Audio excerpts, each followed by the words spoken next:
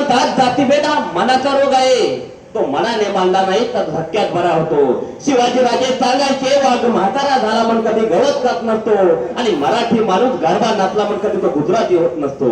प्रत्येक माणूस जन्माला येतो, प्रत्येक माणूस मरण पावतो.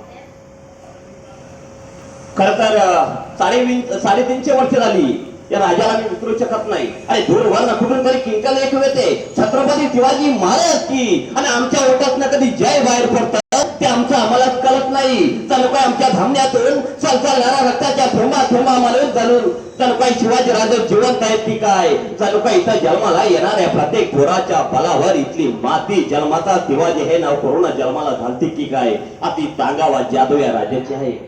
अरे 350 वर्ष झाली या राजाला मी विसरू शकत नाही.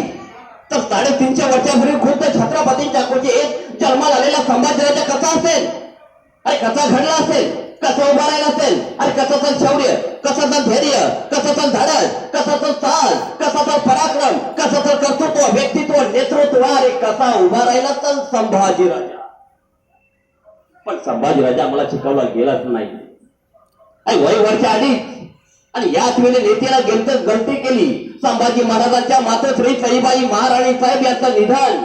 दहीवरचा मातृत्वाचा छत्र हरपलं तर पिता शिवराय सतत मरण पाठीला बांधून मुलपण दौड घेत फिरायचे, तर पित्याचे छायाछत्र वाटेला यावी कशी. याच वेळी सामन्याला तर मासाहेब जिजाऊ अजून दुसरा शिवाजी घडवायचं सामर्थ्य जिजाऊ मध्ये नक्की आहे हे सांगत, आणि जिजाऊ नावाच्या चालत्या बोलत्या विद्यापीठामध्ये संभाजी महाराजांचं शिक्षण चालू झालंय. संभाजीराजा चालला बोलणं शिकले, लिहिणं वाचणं शिकले, पल्ला बोलणं शिकले. अरे बघता बघता नाना कला, नाना विद्या, नाना गुण त्यांना आत्मसात झाले. 1 नाही 2 नाही 3 नाही 4 नाही तब्बल 16 भाषा संभाजीराजांना यायला लागल्यात. अरे मराठी येते, उर्दू येते, फारसी येते,